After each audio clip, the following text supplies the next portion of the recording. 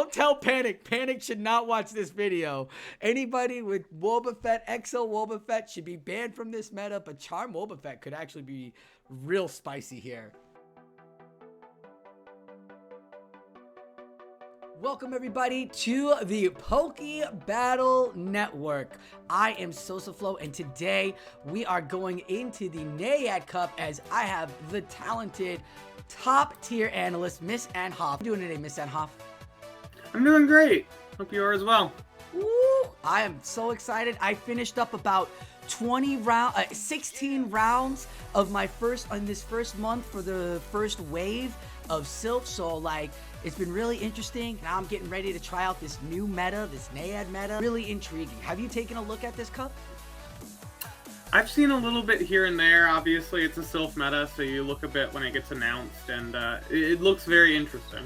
The Nayad Cup has bug typing, dragon typing, psychic typing, and water typing allowed, and they've allowed 3 Pokemon, Greedent, Miltank, and Snorlax. And like last time I mentioned, when they add Pokemon like these into the meta, these are definitely Pokemon you want to start looking at immediately.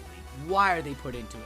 Asking yourself, what do they add to this meta? Yeah, no, I think it's really interesting. I also think it's interesting paired with the bans, because we have really what I would call like annoying bulk Pokemon. So we have these like very polarizing, centralizing forces taken out of the meta, and then some bulks put back in with Greedent, Miltank, and Snorlax that are strong and counter some of these psychic types as well, but aren't going to draw out matches in the same way an Araquanid will or a Cresselia will. I don't know if anybody out there who played Ember Cup realized, like, there were no bulk. You couldn't take a charge move. You had to shield or really lose that Pokemon's health.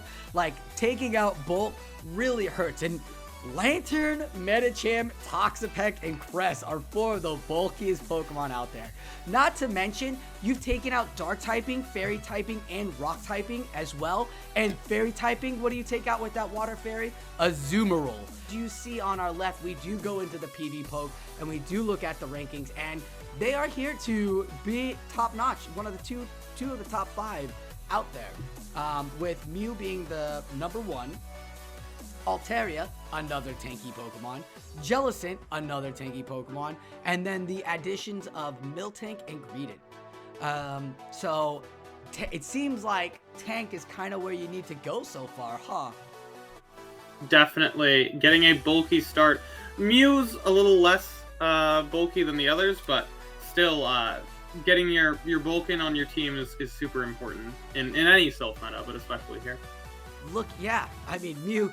Well, if you think about it, if you look at these top 10s, we got Mew, you got Pelipper, and you've got Genesect. Now, these 3 aren't the bulkiest, but you know what they are, Miss NHoff? They're attack weighted. Where everything else in the top 10 is all bulk. Greedent, Snorlax, Walrein, even Bronzong is bulk. Like, those 3 Pokemon in the top 10 are attack weighted. So it's very interesting spread here between attack weighted Pokemon and bulky Pokemon, as they are just coming in and filling up the spots here, with Kommo-o as number 6, Pelipper as number 7, Snorlax as 8, Walrein as 9, Genesect as 10. I know I do see something that is allowed that was not allowed in the Ember Cup, Miss NHoff, and that is Shadow Pokemon. People opting for the bulk, but we see things like Shadow Dragonite, which can put on a lot of both fast move and charge move pressure. We have Shadow Dragonair for a little bit of a bulkier option as well, now that it has Body Slam to put on a lot of pressure. And then we'll see other shadows here and there. I'm sure there's some interest in the soon-to-be released Shadow Galvantula once that releases into the game. With the next Team Rocket event, so we'll have to see if that makes any waves in this cup as well. And that is on the 1st of February, so get your Shadow Pokemon prepared and ready to go to TM that frustration away. Go through your bot decks and put TM on all your Shadow Pokemon now, so that way when frustration comes, all you have to do is type in TM and get rid of. Here we pick 2 Pokemon, core Pokemon for you should look at when you first start building for Nayad Cup, because unlike Ember Cup, this cup is definitely going to provide more Pokemon, more variety out there. But I'm going to sell out, and I'm going to say the first one you need to definitely put on your team is Mew. And this is why I say Mew. One, not the fact that it's on number 1, but it's got Shadow Claw. Love Shadow Claw. It's one of the best generating moves out there. 2 turns, 8 energy, builds up so quickly. Not only that, Mew is a Swiss Army knife. If there's anything I love about battling, Swiss Army knives can have anything you want. Now, in the regular meta, Mew is said to have Wild Charge. In PVPoke, it'll say bring in Wild Charge. And I would suggest bringing in Wild Charge to handle those waters, those flyers, the water flyers that you'll see. But I'm not seeing a lot of water Pokemon out there. I like Rock Slide on Mew because I feel like it's going to not only be held up against with the dark type, the dragon typing with the Altaria out there, but also I feel it's going to see more bug typing. The Galvantula is going to want to play against it. So I like to throw the rock out there and throw my opponent off and not debuff me if I get myself into that lock position. I think Mew's got great coverage. It takes out 75% of Pokemon out there.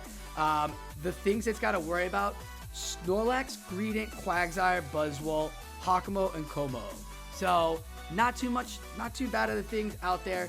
Like I said, Wild Charge is preferred, but here's the things that Wild Charge get that Rock Slide doesn't: Empoleon, Jellicent, and Walrein.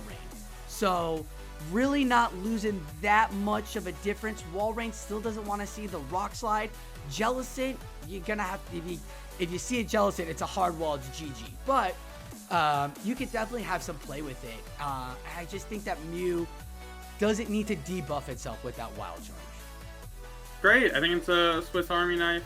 I really like dynamic kind of options going with it. Dragon Claw, obviously really nice and your cheapest move that you can run on it. And then, yeah, things like Wild Charge versus Rock Slide. In certain metas, you can even get away with Psyshock on Mew because it gives you that same type bonus. Really makes for an interesting play and really makes your opponent figure out what moveset you have before they're even comfortable playing against it, which is really nice. Give it like Dynamic Punch or something like that to take out those normals. I would, because I don't want to see any of those Snorlaxes or Greedents at all.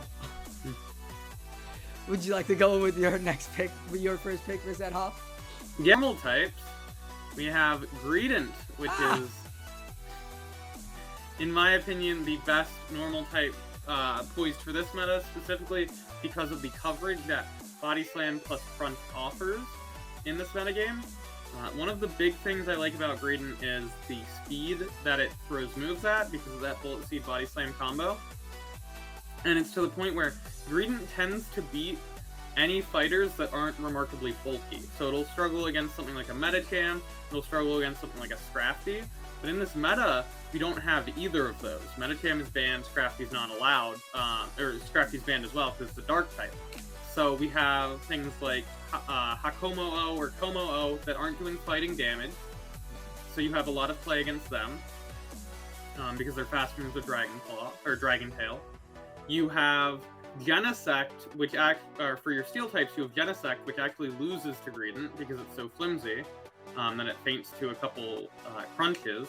You have Bronzong, which takes super effective from front. So the things that Greedent normally fears of these fighting types and steel types aren't really prevalent in the game. The main fighting type you'd be worried about would be the Buzzwole, and that additionally is pretty flimsy to the point where you get a couple Bullet Seeds energy advantage, and Body Slams really start to threaten it. And then additionally, Greedent is kind of the king of fainting in a soft loss, either by taking a shield or just letting your opponent feint you first, and then giving something like a Mew the ability to farm up some energy advantage going into the next matchup. Because the only other fighters are Gallade, the Dragons, and Poliwrath, because it's water. There's one more you're missing. There's one more you're missing out there. Is it Pheromosa? It's Defense Deoxys. Oh, Defense Deoxys, you're right, you're right. DD out there with the counter. Right, but Defense Deoxys, again, is weak to the crunch, so you have play there. Buzzwole is definitely a problem if you can get some energy lead. Like, Buzzwole tends to be a bit flimsier, especially because it's not a Pokemon that people have a lot of IV control over. Mm-hmm. So they're all those research Buzzwoles for the most part, and you can usually whittle them down with a couple body slams. But yeah, it is a concern. Yeah, I've seen Buzzwoles on teams. I've seen Greedent on everything. If it's not Mew and Greedent together, like, it's Greedent. It's the tap. I've seen it before where you build up, what is it, 7 taps, and it's literally like 1 tap after that. You can throw immediate, like 3 to 4 charge moves. It's so gross like that. It just could put so much pressure on it. That's a great core Pokemon right there. And this is that Kommo-o Dragon Fighter, and I really like this as the second type Pokemon, as my second core Pokemon, and these two together actually cover basically everything. The only thing that these two scared about are like Wish Cash, and I'm not seeing any Wish Cash out there, and that has to land a Mud Bomb or a Blizzard too. So, like, the two of these here complement each other very well. That Dragon Tail being 3-turn move, generating 9 energy. There's Kommo-o and there's Hakumo-o. Hakumo-o beats Kommo-o, but Kommo-o beats the meta. Like, that close combat right there is where it's at, and that's the reason why. If you have a Hakumo-o over Kommo-o, you're in a good position, but you're not as strong to take on the meta with your charge moves. So you can't really rely on shields there. Whereas Kommo-o, you can get the shield and dip and end in a soft situation where, again, Mew can just farm up and have 2 shields, 2 shields and be in a shield advantage. This Pokemon here gives you that ability to where you can either give yourself that shield advantage or put that pressure down, that damage down, and then just nuke whatever comes in the back. The meta, it takes 55% of the meta, so that's 21 of the top tier Pokemon out there. Out of all the Pokemon, it takes, in the 1 shields, it takes 69% of it. In the 2 shields, it takes a little less, and in the no shields, it takes about 50. So definitely a 1 shield Pokemon for sure. If you don't get shields, amazing. That Dragon Tail, that is an in-game macro call, though. This Pokemon gives you that in-game macro call. So if it's dealing with Dragon Tail, your opponent's not giving up shields, Dragon Tail it down. If your opponent is giving up shields, then you can make the decision whether you want to give up shields or not too. Especially in a meta, so you have Dragon fighting, the one type you don't want to see is Fairy, but Fairy's banned, so it's really good. It's really good for it in the meta, in this meta. You have things like Bronzong, but even Bronzong doesn't want to take a close combat, so you're in a really good spot with that Pokemon. Yeah, what's rocking a Fairy move, right? Because when you're looking, this meta is definitely going to get you to deep dive, and this is what I love about it. Unlike Ember, where you were kind of stuck with 4, this meta gives you that deep dive. So, Mew can carry a Dazzling move. Gleam. If you want to put Dazzling Gleam on that and go for an Elite TM or have 200 charge TMs you want to have fun at, by all means, good luck. Then Altaria with its Community Day Moon Blast. Now 1 and 2, right? The next one on the list, Jirachi at 38. Having that steel typing as well with Confusion. Followed that up with Wobbuffet. And then Gallade as well, because Gallade also knows Charm, Confusion, but it all, So, what's your second core pick? So I really like Mantine. Ever since the wing attack buff that we saw, we've had a lot of talk about Noctowl in the various metas that it's been available in, Pelipper as well, and Pelipper is present in this meta. But Mantine is something I really think is interesting. We've seen a lot of Altaria, we've seen a lot of Hakumo-o and Kommo-o and even Dragonite. And having that quick charging Ice Beam is really nice for those dragon types. And then Bubble Beam is just such a pace-making move where, especially with something like Greedent, if you soft lose and then wing attack a Pokemon down, you can start getting those Bubble Beams off right away. And you can start just putting the pressure on your opponent, making them decide whether they shield what could be an Ice Beam, or if they wind up fielding a Bubble Beam. Mantine is this really aggravating Pokemon to face, similar to Pidgeot, where you wind up shielding a move that debuffs you, or no shielding a move that does a lot of damage to you. And you have to watch out, obviously, for something like Mew's Wild Charge, but otherwise, there's only, like, for instance, Galvantula for electric damage in this meta. So the flying and water typing is just really good for it in a meta where there's a lot of bug damage, a good chunk of like bugs. Greedent and Mantine here as your core. Why these two? Do they complement each other? Biggest threats to Greedent are really the fighting types like Kommo-o, like Buzzwole, and then some of the steel types like Genesect. It does beat Genesect, but some of the steel types like that, or Durant, I believe, is like one that can put pressure on it. Bronzong or Jirachi, obviously it covers because it has that front. And on the flip side, Mantine loses to things like Bronzong or Jirachi, which are the steel types that put pressure on it, but Greedent beats those. Can struggle a bit with some of the other water types because of its moveset being Bubble Beam, Ice Beam. But Greedent has that Bullet Seed Body Slam combo that tends to take out most of the water types. And then, so these do tend to benefit each other pretty well.